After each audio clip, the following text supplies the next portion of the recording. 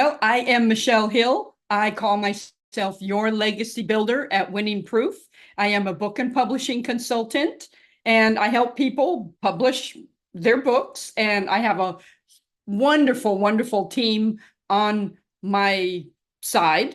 And they are ghostwriters and editors and proofreaders and cover designers and every I just love them.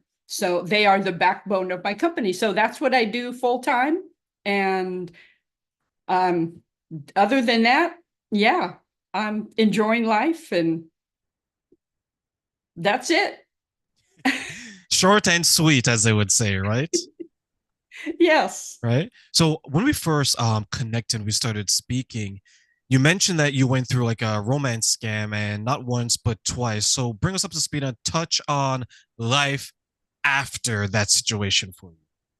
Yes. Well, when I was first divorced, just to recap a little bit from our previous podcast, I was first divorced after a long-term marriage, a few years, and then I went online, and then that's when I met what I refer to since then as the hustler. And he was out to hustle women of their money as much as he could.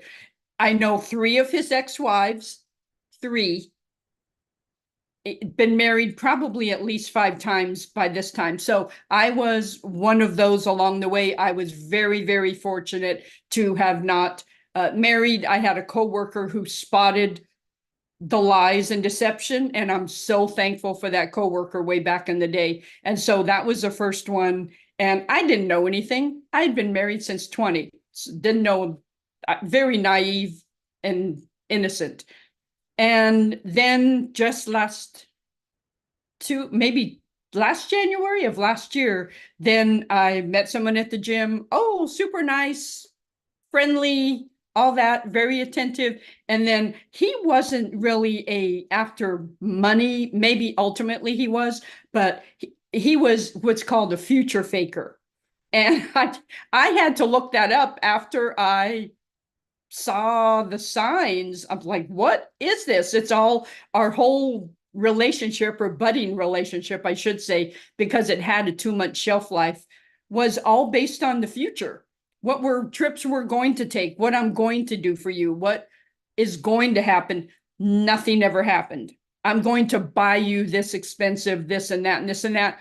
I'm not much for that, like expensive jewelry or clothes. I mean, I'm really a simple person. And so that wasn't an appeal, but that's what he would say.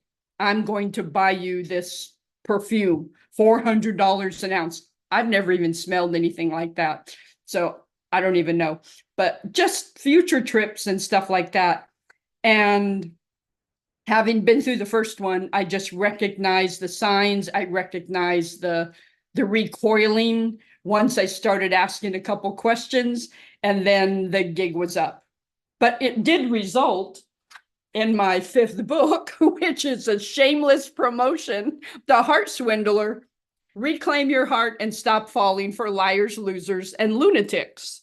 So it did have some really good results to it, which the book is a bestseller and landed on a couple of #1 lists. And how people can contact me, as your second part of your question, is on LinkedIn, and all under Winning Proof. LinkedIn, Facebook, Instagram, X, and I do not do TikTok.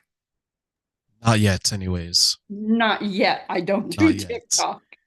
So one thing you mentioned when it came to you being taken advantage of in that way, not once but twice, was the second part. And I think so many people talk about that is where the person will sell you a dream, but eventually becomes a nightmare, right? Saying that, you know what, Terrain, I can give you the most beautiful children. I can take care of them. I remember someone telling me, this was years ago. I didn't share this the first time. I'll share this now. She Mhm. was someone that was like interested in me, and she was doing her sales pitch, but that's what I call it at this point, right? It's a sales pitch, so much so, right, Michelle? Yes. Yes.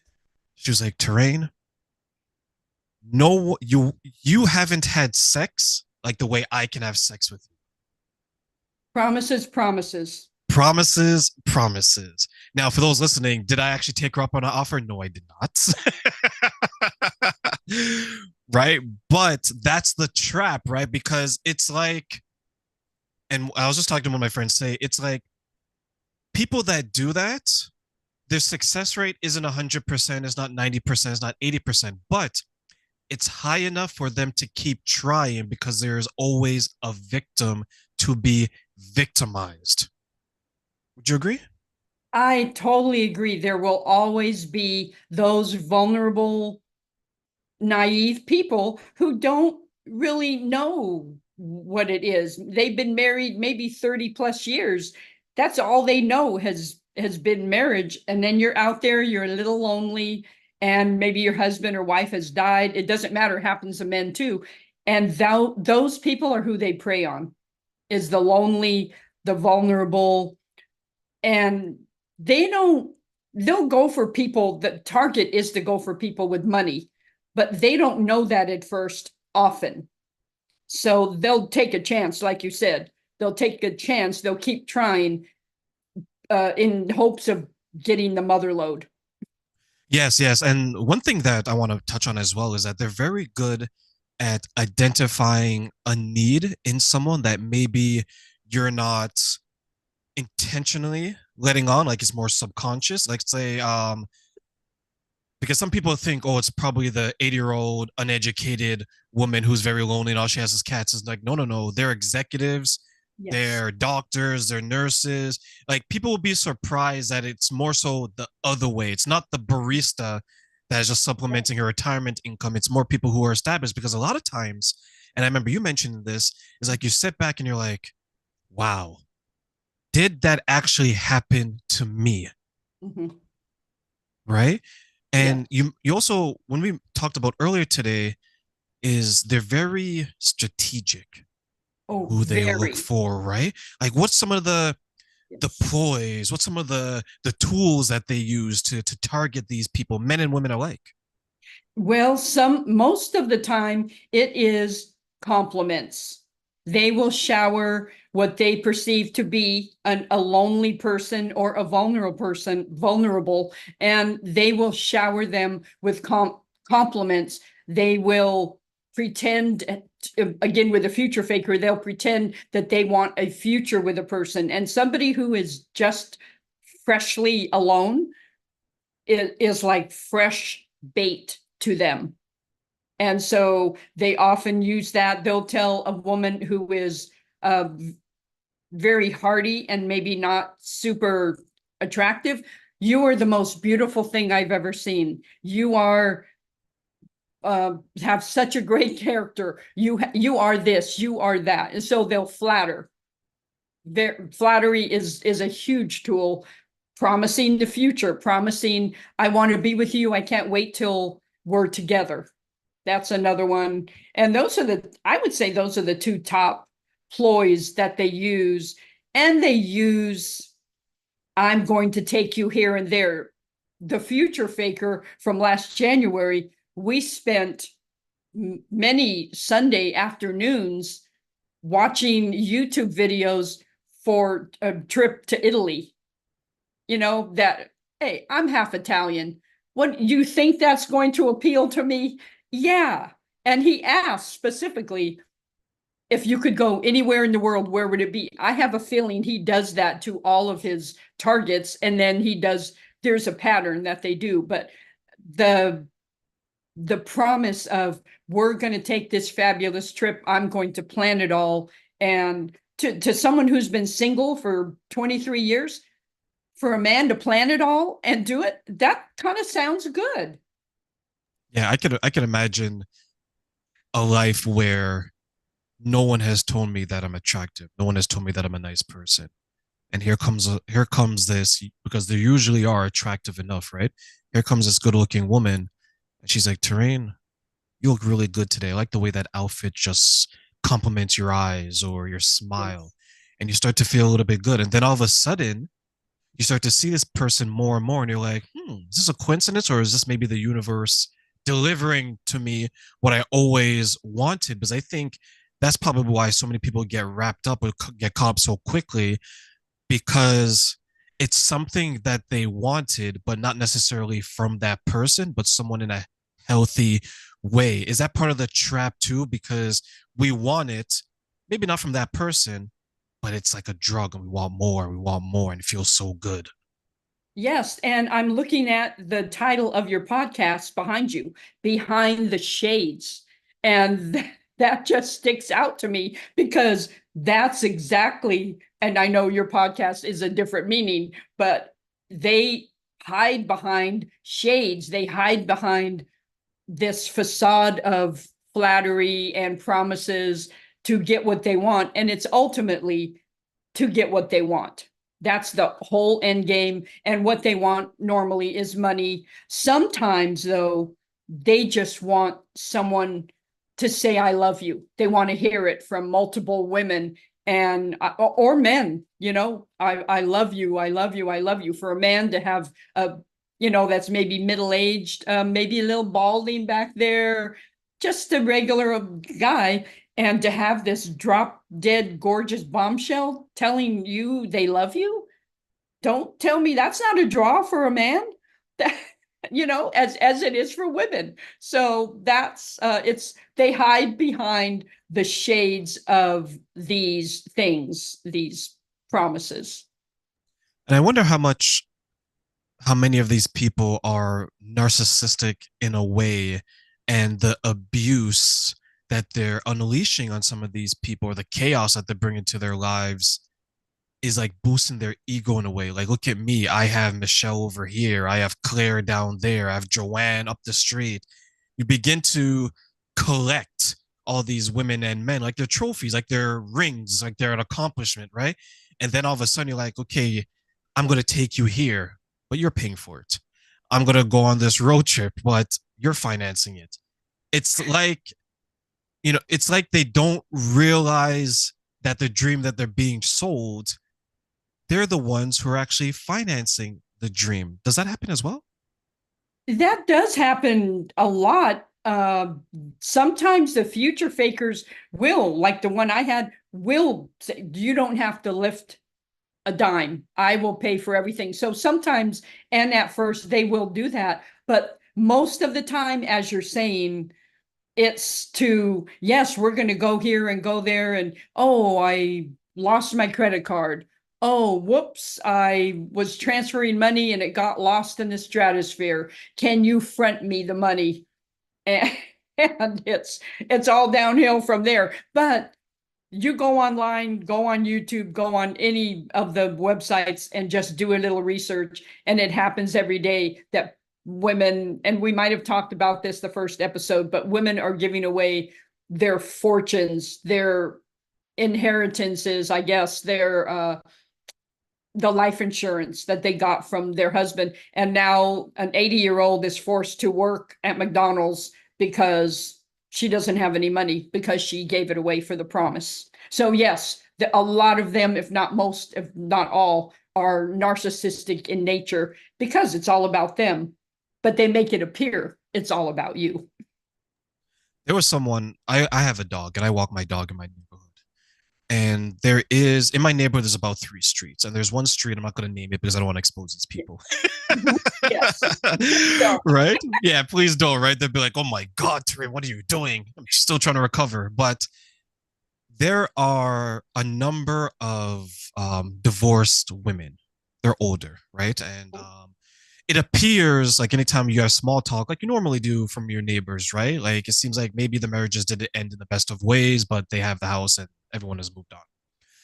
yeah. So there's times where some of the men in the neighborhood, they would see the interaction, and then when I would speak to them, they would be like, "Oh man, maybe I should get a dog," because they're thinking it's a way to start speaking to these women, even though many of them are married and whatever, right?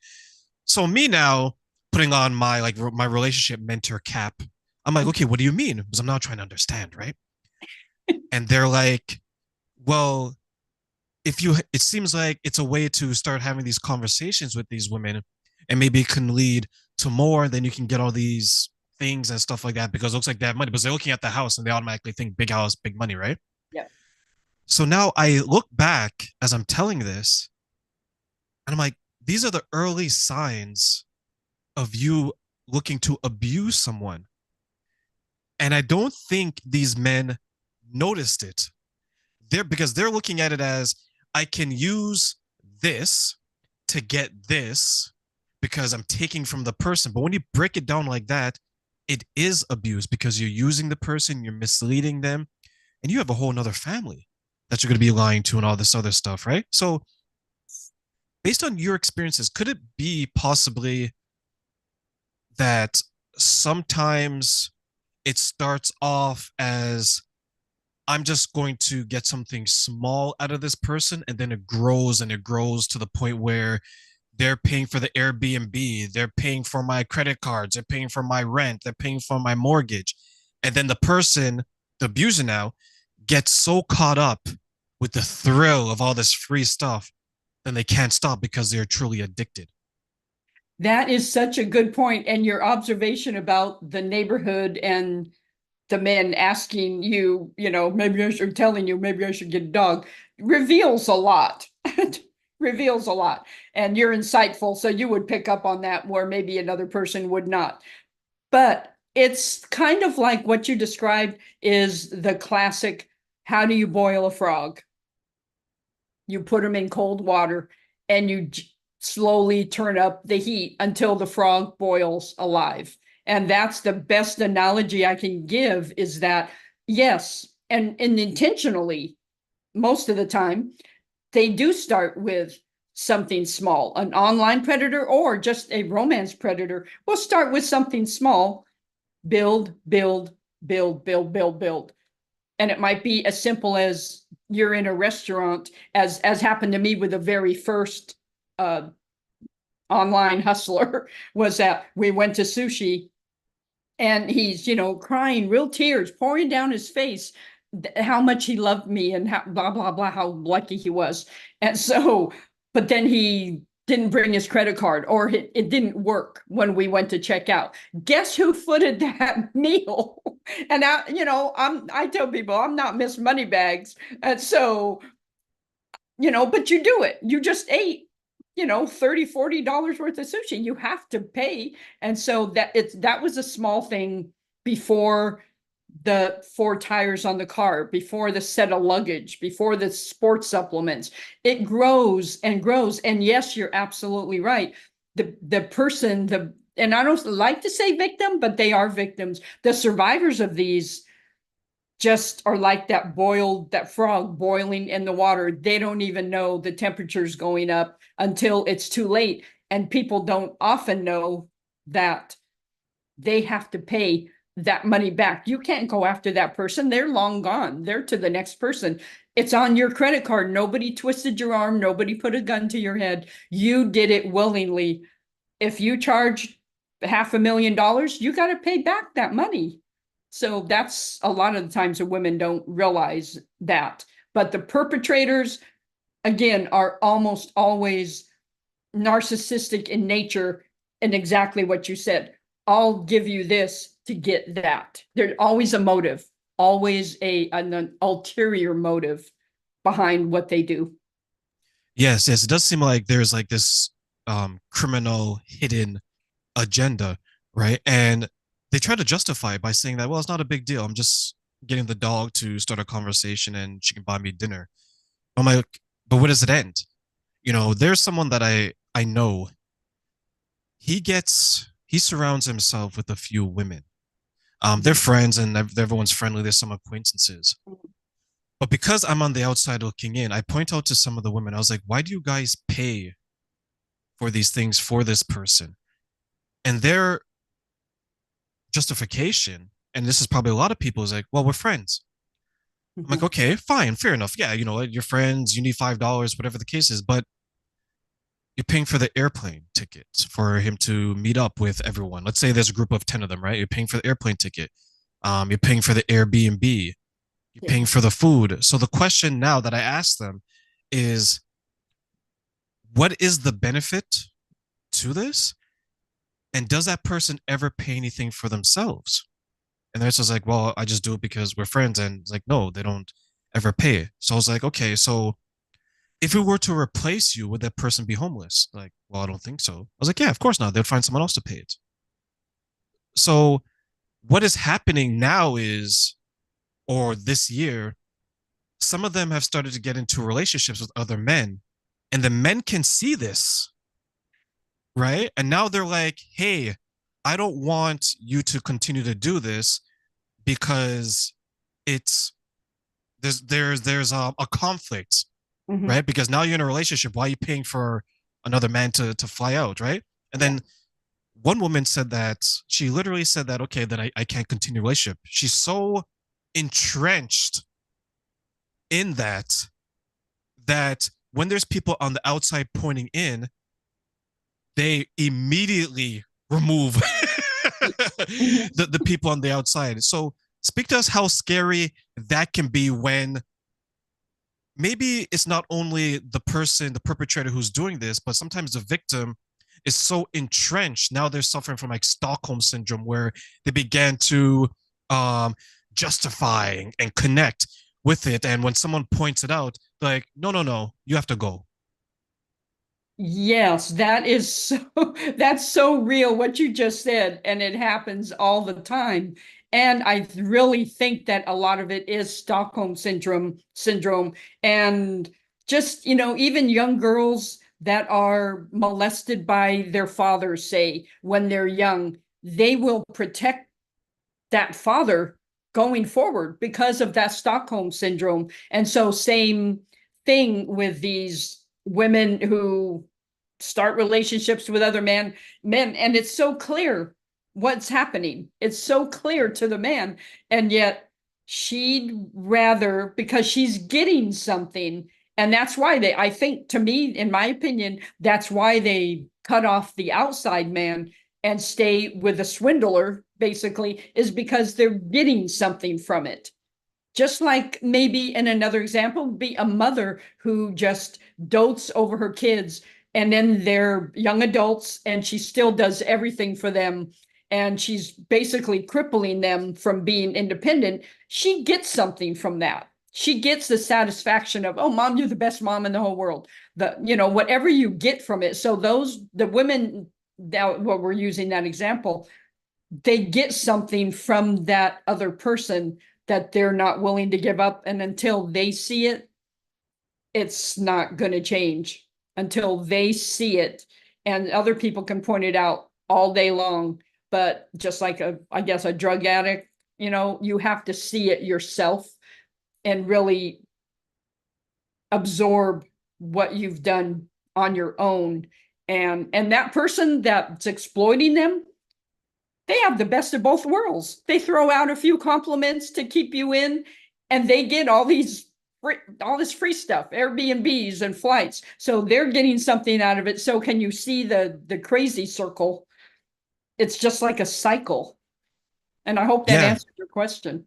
it does because when I heard that story, it was shocking in a way because like from a male perspective, in general, men wouldn't allow women to take care of them like that unless it's their mother or they're Yes. looking at the woman in a motherly sense, right? Mhm. So even though there isn't anything sexual going on, because I know some people hear the stories like, oh, everyone is having sex. No, it's not that. What it is, it's it's even more, I would say, evil. And the reason why I say it's evil is because when someone is going to abuse you in a sexual way, it's pretty much transactional, right? There isn't any Mhm. feelings or anything like that, right? But It's when it comes to, transactional. it's Very, transactional, very right? good. Yeah. Yeah. But when it comes to this, it's more so that I need to do just enough to keep you around because you're always going to be around. And then what happens to a lot of victims, I've noticed, especially in this case, is that they will get companionship. Like when everyone goes out, it's always a good time. And they don't have to do much, meaning that if they're Mhm. like a toxic person, if they can't make relationships with, because none of them can make, none of them, all of them have chronically been single, right? So they can't make it work on the other end. And they don't see the impact that this dynamic is having on it. So instead of changing, like, okay, I have time with my friends. If I want to hang around a man and have a male perspective, there's always there. And I don't have to do anything. Because if I strictly want sex, I can go wherever because they don't want to do it within their group because they don't want to damage the dynamic of the group, right? But Yeah. one person ended up in a relationship and immediately the amount of time that they spend with that person was cut. Yes. Right? So it's like that old joke, one of us, one of us. It's like the person is no longer one of us, right? Exactly. Right? So like Good. so Yeah. why do you think some people actively stay in those types of situations, even when there's other people, like you mentioned the dread addict example, where say, hey, we're trying to get you healthy, we're trying to get you clean, but like they're like, no, no, no, I want to stay in, I want to stay in. Why do you think that happens? Yeah, that is such a deep question. And I think, I mean, I can tell my opinion, and based on all the research I've done as well, is that again, they get something out of it. There's something they get that's satisfying their psyche or their emotions or something like that, that it's like a drug. It's like you have to have your fix. And when you're not with that person, and I think we can completely be a, addicted to people. And I think that people, the victims or the survivors, are addicted to that person and how that person makes them feel. Because isn't there a saying that says people won't remember what you did, but they'll remember how you made them feel? Something like that. Yeah. And excuse me, there's for some reason they're mowing the lawn outside on a Sunday, which is like it's never happened. So if you hear noise for any reason, that's why. Oh, I can't hear it, so you're good to You go. can't hear. Okay, good. Thank you, Blue Yeti. So I think it is, you can be addicted to a person, and there's something called a soul tie as well that some people term it. And when you have a soul tie, when you're addicted to that person, you're going to think about the way they make you feel. And when you're trying to, and maybe I'm jumping ahead a little bit, but when you're trying to exit that person, maybe you've realized, ooh, this is really unhealthy. When you're trying to detach from them, I suggest making a list of every single bad thing they did. Remember that time that they embarrassed you in front of all those people? Remember that time that they diminished you? Remember that time that you were around a bunch of people and they were ogling other women right in front of you, like rudely and disrespectfully? Remember that? So I suggest making a list of all those things. And I know people say, oh, make positive lists. Well, in this case, you need to make a negative list. And when you start thinking about them or thinking you miss whatever you got from that, pull out that list and start reading it. And I think you'll be okay. I look at if I were to like dig into the darkest realms of my mind as a man, Mhm. why would I give that up? I have three, four, five women who are literally paying for almost everything, right? Mhm. Like I can say that, hey, I'm gonna go visit Michelle, and then I can call up Claire. Hey, Claire, can you pay my Airbnb? Of course I can, Terrain. Oh, I'm short for a couple $100 on my flight. Joanne, can you? Of course I can, Terrain. Like when I look at it from like a purely dark, Mhm. selfish, self-motivated Yes. view, it is so enticing, that type of behavior. Yes. And I wonder how much of it is that they become so drunk with this power that they have over these people that they don't want to give it up and they just continue to find more and more victims. And then they insulate these people because if I'm the type of person that would do this, what happens eventually if I meet someone who is very well off and Mhm. I start to distance myself from this group? What would Yeah. happen to them? Mhm. Yeah, yeah, good question. And yeah, I think that the motivation for just that self-satisfaction, I guess, of the person perpetrator is so runs so deep, and they get drunk with the power and the manipulation, and they get themselves, just like the victims are hooked on the person and what they make them feel like, the perpetrator is hooked on the power and the control and the manipulation that he can take out and do the little puppet strings anytime he wants to, and he knows that, or she knows that. And it's such a vicious cycle because everybody is selfish. They're getting what they want. The victim, I'll give a pass to, because a lot of times the victims don't know. They've never been, they don't know the signs. And that's why I wrote that book too. And that's why there's others out there that are seeking to educate, because if you aren't on social media, if you're not online, maybe you're a little older person or just not interested in that, you're not going to know how to read the red flags. And they're going to be waving like crazy in front of you, but you're not going to recognize them. So somebody could be, and like you said, the motivation is diabolical. It really is. The evil intent of extracting not just money, but the person's, and I'll say soul, not spirit, because nobody can take that, but the person's soul. They're after just making that person believe that they can't live without this other person. And that's the deep diabolical part of it. Is there. It's unsaid, but it exists below the surface. Yeah, I couldn't imagine looking at someone and saying, "Hey, give me this," knowing that it's going to put the person that I'm asking in a difficult situation. And Exactly. right. And I look at my relationships in the past because you touch on a good point where you like make a list. Many of us, not enough, unfortunately, but many of us make a list when it comes to dating, marriage, and so on. How many of those people make a list for their friends? Right. Good And I point. recently, and I recently did this and I came across, I was like, wow, there's a few people who I'm friends with. And at this point in my life, Michelle, I have no idea why I'm friends with them or why I was friends with them. That realization is tough because it's like, what were you putting up with in the name of friendship just because you knew them for 5 years, 10 years? Because, and I gave this example to someone who I decided that we can't be friends in the way we normally were. Mhm. And I said that if I were to meet you today, we wouldn't be friends. It's Yeah. just you met me at a time where I'm not the same person because we all grow.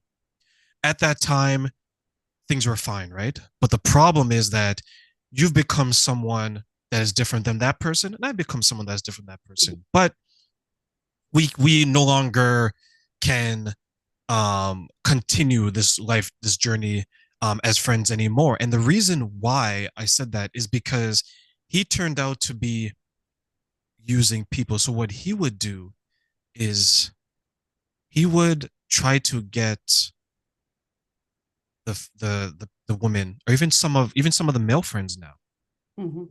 to pay. So like anytime we would go out, he would say, "Hey, can you cover me?" to the men, right? It's like after a couple of times, you begin, okay, what's going on here? How come he's not spending his own money? And then when you hear him going on dates, it's like, okay, I go like to this cheap date and I try to get her to pay and stuff like that, right? So he's that type of person. And I told him, I was like, I can't respect that. Yeah. And I can't have that around me. And then I told him the reasons why. I was like, it's not personal. I don't dislike you as a person. I dislike what you're doing. And maybe that means I dislike you too. Looking back, right? But the Good. reason why I say that is because as I've grown older, users, abusers, and losers really bother me. And what do I mean by that? I am bothered when people will use someone intentionally to extract as much as they can and then dispose of them like they're waste. I don't like people who would knowingly abuse someone verbally, mentally, physically, emotionally. Emotionally never gets talked about. Physically, we all know. Yeah. And when I say losers, it's a person who does both, right? They Yeah. don't have anything going for themselves and they will take advantage of people in any way they can because they know that they can't achieve anything without extracting from others.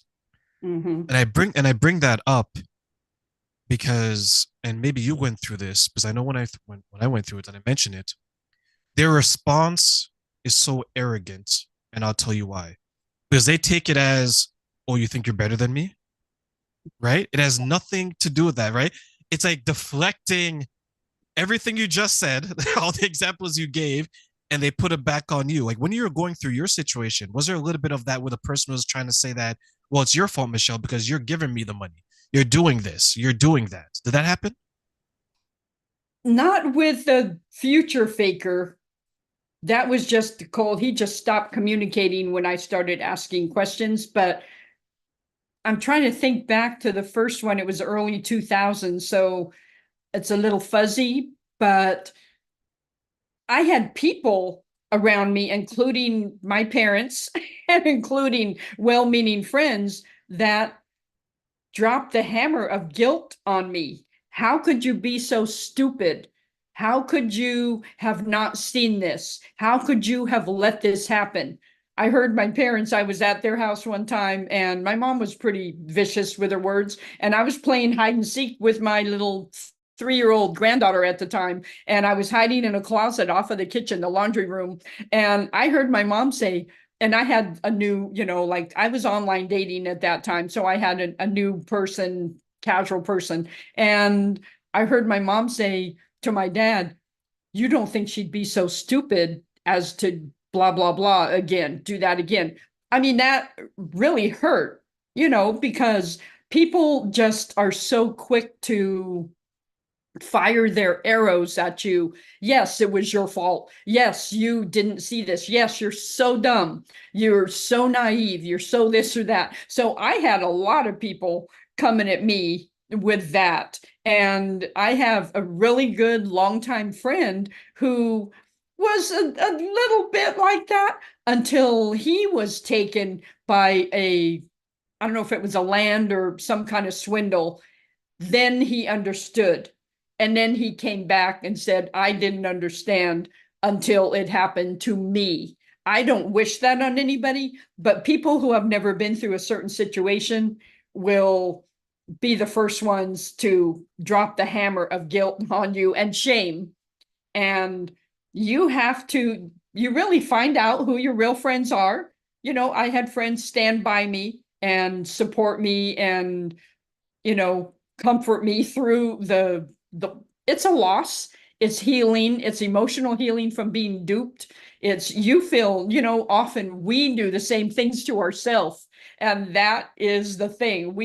Other people can come and bring all of that on us, but we do it to ourselves as well. How could I have been so stupid to not see the signs? How could I have missed them? All that. But to your point, I have this calendar here. I buy a Bloom calendar every single year, and at the front of the calendar, it has things, and I'm gonna see if I can find it really quick. What I need less of, and I'm going to excuse me. I don't know if I can find it real quick here. Maybe not, but it has a section every year. What I want to have less of. And to me, like you said, toxic friendships or friendships that started out well that have become toxic, or relationships of any kind that have gone toxic, it's time to purge, and we have to purge uh, those friendships if we want to go forward. Because if we realize it and we stay with them, knowing they're a certain kind of person, then we hold ourselves back as well. I will agree. I will agree. I think everyone needs to evaluate all their forms of relationships, because I still will say that one of the most toxic relationships you'll ever have is at work.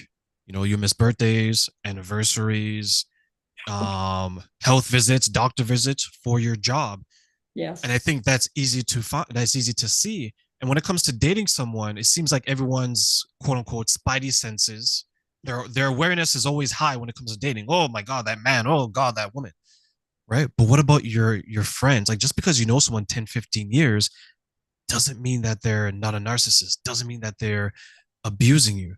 Right. Because if they're only extracting right? And I don't mean it's a one for one. Well, I lent you money, you have to lend me money. I don't mean that, right? What I mean is that look at it from a holistic from a overview, right? And just look at it and say, okay, if my husband or my wife was Mhm. exhibiting this type of behavior, how would I feel? Yes. Personalize it, right? Right? Would you agree that's the way that maybe we should start looking at things? Well, yes, absolutely. And you have to personalize it. You have to say, would I tolerate that? Because it's so easy to tell our friends, I see it. You shouldn't do that. Oh my gosh, she's terrible for you. Don't you see it? She has that little vixen has their claws out for you. It's easy for maybe women to see, maybe your female friends to see if you got entangled with somebody that was not good for you. And you have established friends with those strong, healthy females, you would maybe listen to them, and be and sidetrack it, or what do they call it? You wouldn't do it. You wouldn't do it. I'm sorry, I couldn't think of the name, but you would do that. But often, yeah, we have to look at ourselves and say, look at, I see it clearly for them. Do I see it clearly for me? I see they're involved with a narcissist. Would I do it? Sometimes we enter that totally innocently. And then, but once you know, and they say, know better, do better. Once you know, you have a decision to make. And it's not always easy decisions. And a lot of times they're really painful decisions. But like you did, most people, I applaud you for what you did, Terrain, because the people that I have said in my life, in my calendar here, less of, no, they're not part of my life anymore, or reposition them. It's like, what was I going to say? Like, they will come back at the time that you have let them go, and that's when they try to ease their way back in. Like, it's just like they have a spidey sense that feels that, detachment somehow, woo, but but they will try to come back in. But you have to, once you know, you have got to take a step back, and you've got to put distance, you've got to heal, you have to, like, I think you find a lot of maybe alcoholics smoking a lot or drinking soda a lot because they have to replace what their habit was with a new habit. So you have to replace that person with something new, which is healthy and strong. Maybe stay away from relationships for a while and take up a hobby or go to the gym or something. But you have to replace it, or else you're going to be obsessed with past, all the good things, and romanticizing all the good things. But I think that can happen for friendships too. And I think I went all over the place for your answer.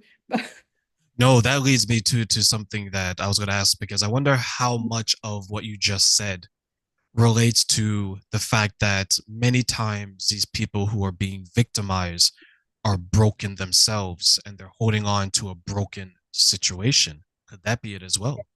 Yes, I think so. Yeah, the people involved are all broken in some way. And I think most people are broken in some way. And, my prayer is always, fix those things in me that are broken.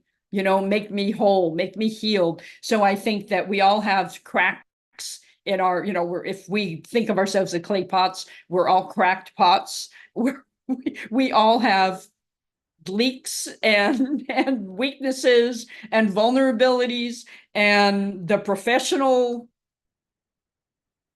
out there, the professional, I don't know, the predators, I guess I'll say again, is they see that, they know, it's like they have that spidey sense that says, aha, her, aha, him. they see it, they sense it, something about how you are conducting yourself. I don't know how they do it, but they do it. Reminds me of and we're both old enough to probably remember this story. Remember the story, the nursery rhyme Humpty Dumpty? Of Side of the course. Yeah. wall, Humpty Dumpty had a great fall. So it reminds me of that story where a lot of these people, they're damaged in some way, like you mentioned, right? Maybe they have a few cracks, maybe they're not completely broken or there aren't pieces missing. But once they get in the situation of that person, they could be completely damaged in so many ways. So instead of them being put together again in a way that's healthy to them, they're put together again in a way that is beneficial to the perpetrator, Yes. right? And Yeah. because they've been molded and crafted and rebuilt this way, all they know is the abuse because the pieces that will remind them of themselves when they're a healthier and a better person is no longer there. That'd be a good analogy for that situation. That is an excellent analogy. Yes, they become part, and the perpetrator is broken too. They're all cracked up, and they usually have family of origin or childhood trauma that has built them into who they are as well. So I love your analogy. Yeah, I think it happens a lot. The victim becomes a reflection of what the perpetrator is. And then that causes that soul tie, that bond that is not easily broken. It can be broken. It absolutely can be. You're not tied to that person forever. And I know it feels like that at first, but you're not. You have to do the hard part. You have to read the books, heal, get some therapy, get some counseling, and get just get it out. Because if you hold it in, it will cause all kinds of physical and mental maladies that you don't want to deal with. It's hard. It's easier to go through the hard part than it is to think it's easy and your body and your brain go through the hard part for a lot longer, if that makes sense.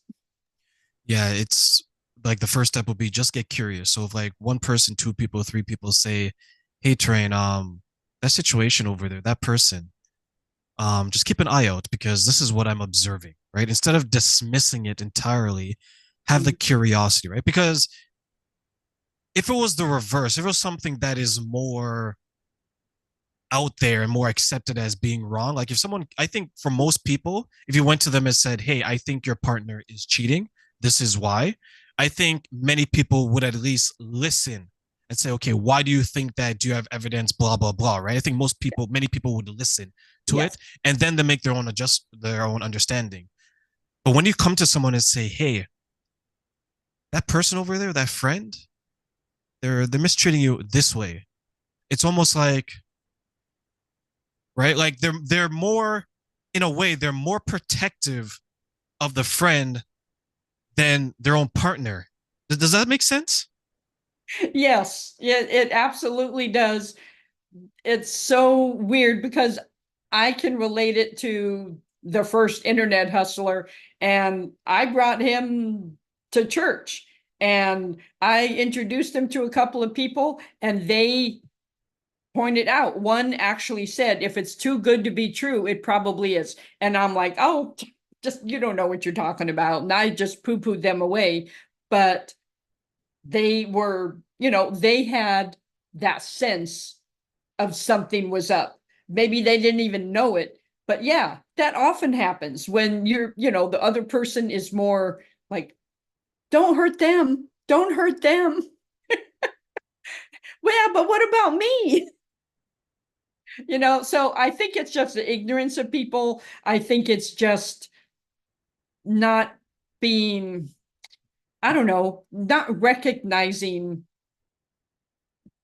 the signs. And I think friends will be well meaning. And that's why they kind of side with, oh, no, you have a great guy there. You have a great girl there. Don't just, it's okay. But something's off, but they're kind of siding. No, you want to be with them because all the good things are there. And they're looking at that. And then you feel like, you know, well, maybe I should because everyone, my friends know me. Yeah, they start to justify, he's had a rough life, and if I don't do it, who's gonna do it? And then, someone else on the outside says, but that's not your responsibility. But, where's he gonna get the money? Who's gonna take care of her? Like we start to Yeah. justify it in a way that like kids do. Yes. Yes. Mhm. And that's what we all are, is grown up kids. Some of us, some people don't really grow out of the kid stage, especially the ones that were abused. It's like the year that they were especially abused, they kind of stay stuck in that age bracket. But the ones who have matured past childhood, we are still grown up. We're the 5-year old, but we're just, 40, 50, 60 now. And yeah, Yeah, it's I don't strange. know. Like It's just, the victims don't ever think that they will be discarded. yeah, I don't think they do. I don't think, like, I can handle it. I'm okay. If they end up being, no, it crushes you. It does. And it's not because of the money. If they've been taken of money, it's because they were lied to and somebody made them feel loved when it was just a facade, a charade. I just watched the movie Charade last night on with Cary Grant and Audrey Hepburn. It's a classic, but it was all about a charade. And I think that's what it is. It's a charade. And that hurts the most, is when you realize it wasn't real. That's the worst part of it. So, Michelle, as we close, what final words of advice do you want to give people that are being taken advantage of, not only in their romantic relationships, but let's say their personal friendships as well? I think the best thing I could say is that get healthy yourself. Just like at the Treasury Department, the people are only allowed to touch and feel and handle the real thing, the real money. They never touch counterfeit. They only touch the real thing. So when a counterfeit comes along, they instantly recognize it, the the feel of it, the look of it, all that. So I would say, in that line of thinking, just get healthy yourself, know the real you, be familiar with the real you. And then when counterfeits come along, you're so healthy mentally, emotionally, physically, even, that you will recognize the frauds. And that's the best thing I think I can say, is just stay healthy, get healthy, and and always be growing. And then you're more likely to realize when the predators come along. They might dupe you at first, but they're not gonna they're not gonna get away with it very long.